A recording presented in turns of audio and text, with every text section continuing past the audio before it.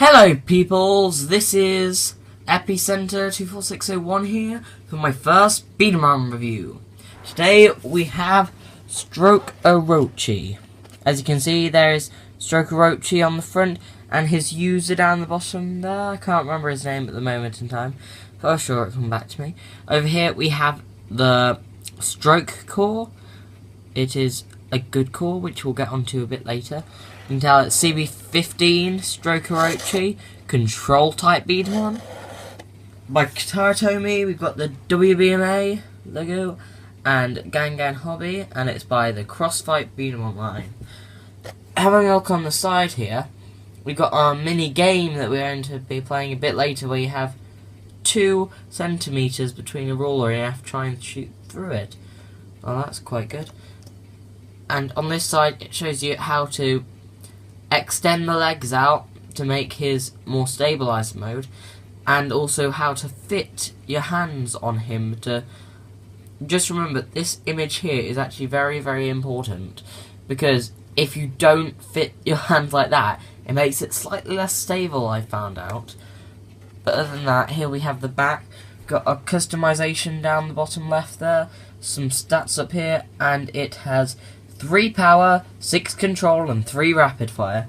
And that's the actual Stroke Orochi itself. A few different cores. I think that's Torque Core, Rev Core, and Stroke Core. Then we also have another demonstration of the game right there. And let's get right out into the review. Okay, before we get into the actual B-Daman review, I'd just like to say about a few parts. First of all, we have his cover for his head, which just snaps on to Stroke Orochi over here, just from behind his head. As you can see, just slot that on. Stops the flow of marbles. So if you are going to fire with this on, I'd suggest putting them in through that way or preloading them, because they're quite hard to get off, in all fairness. And also, the set includes 1 extra bolt to tighten him up, as you can see, because they have bolts on the sides. And it also comes with these 2 things, which are bits for the barrel attachments, such as the straight barrel. Review coming soon. And I will show an example on Stroke Orochi here on how to use these. This will be its separate own video though, so stay tuned for that. Go. And also it includes this first style of tool. It's like a roundish shape. They have this bit up here which I have no clue what it's used for, but it can untie screws, and also this one can also do it. I'll show you a quick example on how to do that. You just take your Stroke Orochi over here, put that in there if you can. You just twist it the way to get out, then his arm comes off. That's useful. Now on to the actual review. Hello everyone. Wait. Now here used by Reggie in the show, we have Stroke Orochi. First of all, you can see the tags for the Gangan Hobby game in, I think it's Tokyo, or somewhere like that, from a while back. Now that they're on the B-Daman ES, these ones are a bit old, but they're still as good as ever. Aesthetically, he looks very well with this greeny, shiny colour.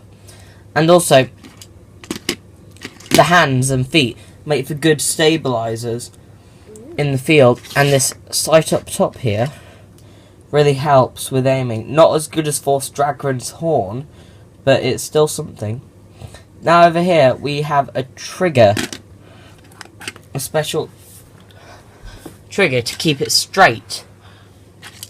The Stroke core uses a gimmick that this clips into a bit under the head part, and it keeps it absolutely straight, if you can see there. Now to test its accuracy, as it is a control type, I'm going to try a shot with the one B-Daman it includes. It includes one, so if you're looking for a game or anything, you might want to buy some more. But just from here, as you can see, I'm holding it properly with the same grips, and then hits right on there. So it is a very stable and accurate B-Daman, all things considered. And just a note, when building this guy, watch out because they are on sprues like this from Leo, and they can be a bit flimsy and you could cut yourself on them. Behind there's this power block. All it does, press down, push the hole parts in. These are the hole parts here. The core is quite weak, as you'd expect from a control type B-Daman, but it can be used quite offensively, as he is quite good at rapid fire. You can get out a few marbles quite quickly.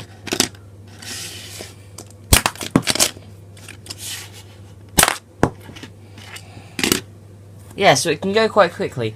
The only thing is, with most control types, they're not my absolute favourite type, because they're not so good when you have magazines. Because if you can see here, you can see the sight up on top of his head here to help you aim.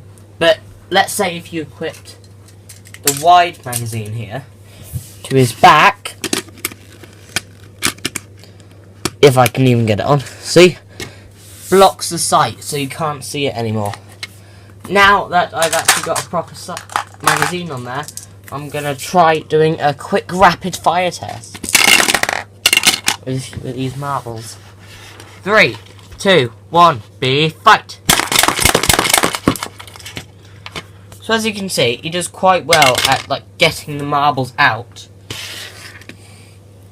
The B-Daman. Overall, it's quite a good B-Daman, and in all honesty, it is great. Especially this one nifty feature that I'll show you in a second.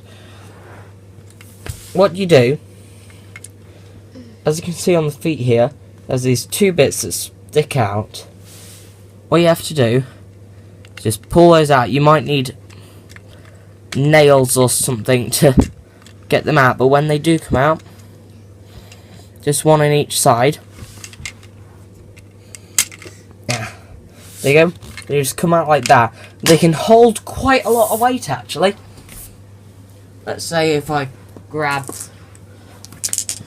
few marbles there, add them in, it can hold them up quite steadily. And it keeps it a lot more accurate when you're firing. Let's see if we can hit a Suka here.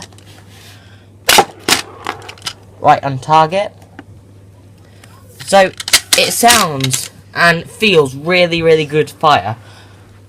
So, as a starting B-Daman, I wouldn't suggest this one, as there are a few others that could be used a lot better than this. Such as a Cross Eagle, or Avian as the Guitar Tone people might call it. But other than that, it's a decent B-Daman, and look forward to seeing reviews of Leo here or Rev Device sooner or later. So, thank you for watching the video, and see you on the dark side.